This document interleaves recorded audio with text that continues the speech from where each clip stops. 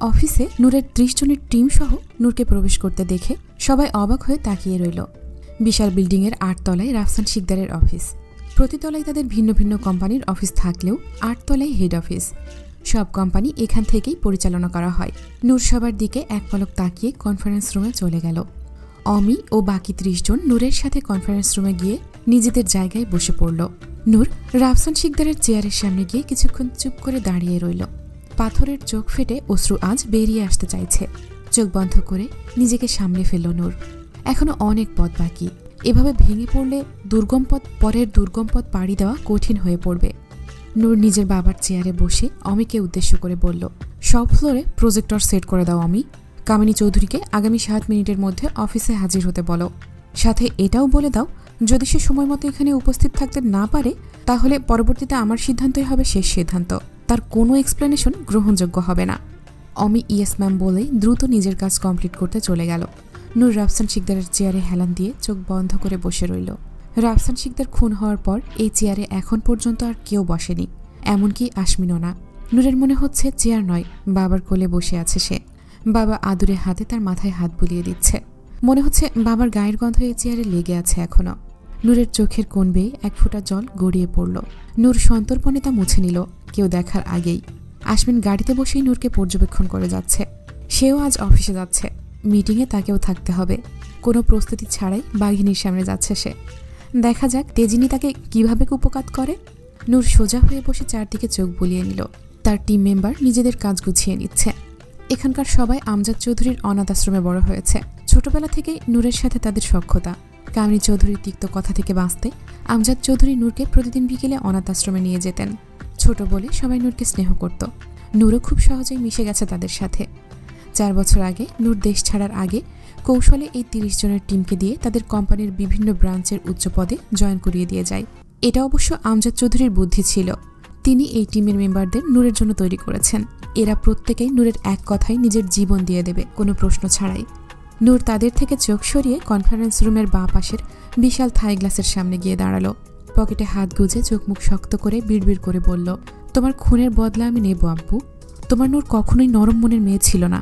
শুধু শান্তিতে জীবন কাটানোর জন্য সব চুপচাপ মেনে নিতাম। আমার নীরবতা আমার দুর্বলতা ছিল না, কিন্তু তারা সেটাকে আমার অস্তিত্ব ভেবে জীবনের চরম ভুল করে বসল। রাফসান শিকদারের মেয়ে তেহজিব নূর শিকদার, যার নামে পুরো শহর কাঁপত, তার মেয়ে এত নরম মনের হবে, এটা যারা ভাবে তারা এখনো বোকার স্বর্গে বাস করছে। প্রত্যেকটাকে গর্ত থেকে টেনে বের করে তাদের বুক থেকে কলিজা বের করে আনবো আমি। আমি মেয়ে বলে আমি দুর্বল নই আব্বু। নির্মমতা আমার রক্তে মিশে আছে। আমার ভালোবাসার থেকেও আমার হিংস্রতা তীব্র। একটাকেও বাঁচিয়ে রাখবো না, সব কয়টাকে পিঁপড়ার মতো পিষে মারব। নূরের রক্তলাল টলটলে চোখের দিকে তাকিয়ে আশমিন ঠোঁট কামড়ে হাসল। এদিকে নূরের এই নতুন রূপ দেখে পাশে বসে থাকা সানভীর ঘাম ছুটে গেল। কাঁপা কাঁপা হাতে টিস্যু দিয়ে ঘাম মুছছে। আশমিনের দিকে ভয়ার্ত চোখে তাকালো। আশমিন সানভীর অবস্থা বুঝতে পেরে শব্দ করে হেসে ফেলল। সানভীর চোখ বড় বড় করে তাকালো আশমিনের দিকে। 4 বছরে এই প্রথমবার আশমিনকে এভাবে হাসতে দেখছে। যার হাসি এত সুন্দর সেই মানুষটা একদমই হাসে না। আর যখন হাসে তখন তার সেই বাঁকা হাসিতে সামনের মানুষটার কাপড় নষ্ট হয়ে যায় ভয়ে। সানভীর নিজেরও কয়েকবার হতে হতে বেঁচে গেছে। আমি আবারও প্রেমে পড়েছি সান। ফোনে চোখ রেখেই মুচকি হেসে বলল আশমিন। সানভি কনফিউজড হয়ে গেল। তার কি রিয়াকশন দেওয়া উচিত এটা ভেবে। তার এখন নূরের তেজি রূপ দেখে ভয় লাগছে, আবার আশমিনের প্রাণবন্ত হাসি দেখে খুশিও লাগছে। আশমিনের প্রেমে পড়ার বিষয়টা নিয়ে চিন্তাও হচ্ছে। নূরের যার রূপ দেখা যাচ্ছে, প্রেমে পড়ার কথা জানলে না জানি কোথায় কোথায় আগুন লাগিয়ে নিজের হাত সেঁকতে বসে যায়। পরে দেখা গেল টক্কর দেওয়ার আশমিন নিজেই খুঁজে খুঁজে তার প্রেমে পাগল কয়েকটাকে ধরে এনে আগুনে নিক্ষেপ করল। বিশ্বাস নেই, এই কলিযুগে কাউকে বিশ্বাস নেই। টেনশনে সানভি ডিপ্রেশনে চলে যাচ্ছে। মিটিং শুরু হওয়ার 10 সেকেন্ড আগে আশমিন নিজের জন্য বরাদ্দকৃত চেয়ারে এসে বসে পড়ল। কামিনী চৌধুরী এসে পৌঁছালো ঠিক 3 মিনিট পর, তাই তাকে আর ভিতরে ঢুকতে দেওয়া হলো না। কনফারেন্স রুমের বাইরে বিশাল LED স্ক্রিনে নূরের বক্তব্য শুনতে লাগলো সে। আমি রাফসান শিকদারের একমাত্র মেয়ে তেহজিব নূর শিকদার। আজ থেকে কোম্পানি হ্যান্ডওভার করে নিচ্ছি। আজ থেকে আশমিন জৈন চৌধুরী বা কামিনী চৌধুরী কেউ কোম্পানির দায়িত্বে থাকবে না। সমস্ত কোম্পানি আমি নিজে পরিচালনা করব। আপনারা যারা এখানে কর্মরত আছেন তারা আগামী 1 মাসে বিগত 4 বছরের সমস্ত হিসাব আমার টিমকে বুঝিয়ে দেবেন। আর অবশ্যই নিজেদের জন্য অন্য কোথাও চাকরির ব্যবস্থা করে নেবেন। কয়েকজনের চাকরির ব্যবস্থা আমি করে দেব। বাকি যারা বাদ পড়েছেন তারা ঝামেলা করতে চাইলে সরাসরি কোর্টে দেখা হবে। আমার কাছে উপযুক্ত কারণ আছে আপনাদের চাকরি থেকে অব্যাহতি দেওয়ার। আশা করি সবাই আমার কথা বুঝতে পেরেছেন। কাজে কোনো রকম গাফলতি আমি বরদাস্ত করব না। So be careful. Kamini Chowdhury রাগে ফুঁসছে। এগেও এর বাবার মতোই মারতে হবে। খুব বাড় বেড়েছে।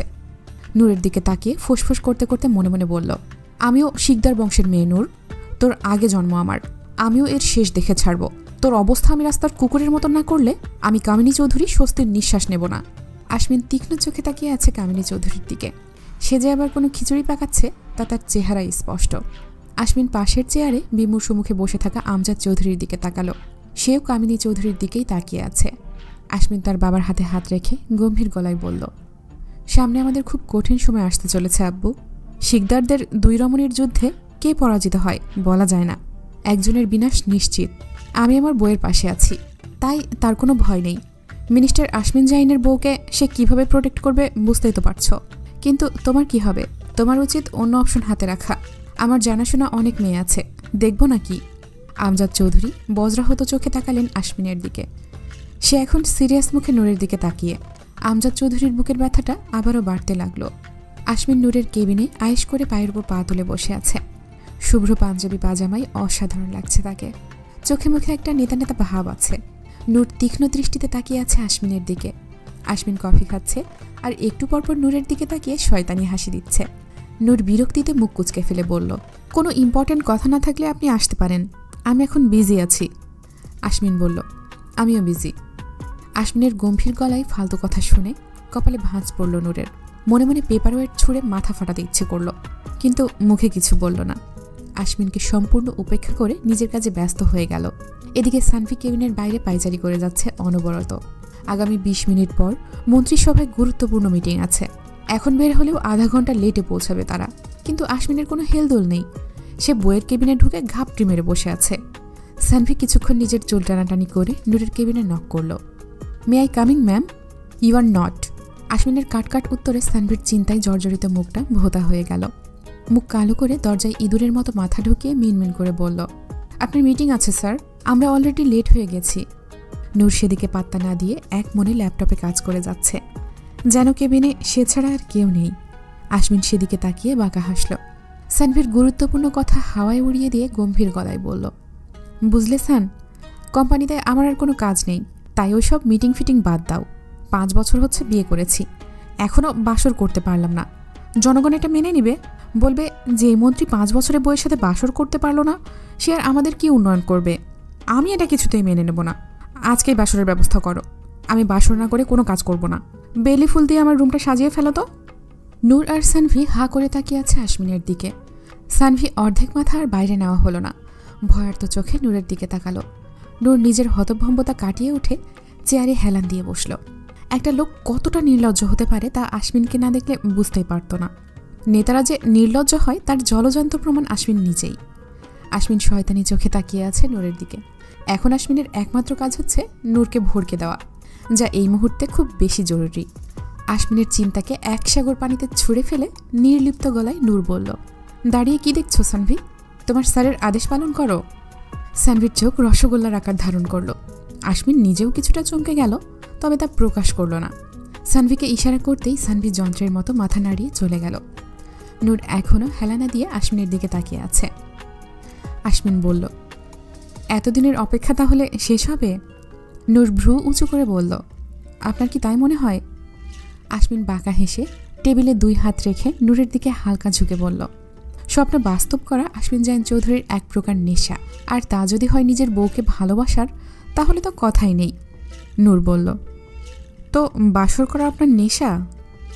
আশমিন বলল, একসাথে 2 বাচ্চার বাবা হওয়ার নেশা চেপেছে। বউ পালিয়ে না গেলে এতদিনে 2টা বাচ্চার বাপ হয়ে যেতাম, তাই চিন্তা করেছি আল্লাহ চাইলে একসাথে 2 বাচ্চার বাবা হয়ে যাব। নূর হাসল, ব্যঙ্গাত্মক গলায় বলল, বউকে নিজের কাছে রাখতে পারেন না? কেমন বড় আপনি! যে নিজের বউয়ের সম্মান রক্ষা করতে পারে না, সে আবার দেশের জনগণকে কিভাবে রক্ষা করবে বলুন তো মন্ত্রী সাহেব? আর কার সাথে বাসর বাচ্চা জন্ম দেওয়ার চিন্তা করছেন বলুন তো? যে কিনা নিজের ক্যারিয়ারের জন্য বাবার মৃত্যুকেও পরোয়া করেনি, তার সাথে?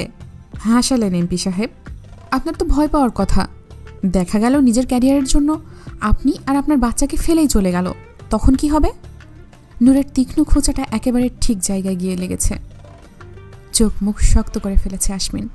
রক্তিম চোখে নূরের দিকে তাকিয়ে দাঁতের দাঁত চেপে বলল, সবসময় তাকে ছাড় দেওয়া হবে তা ভাবার কারণ কি মিসেস আশমিন?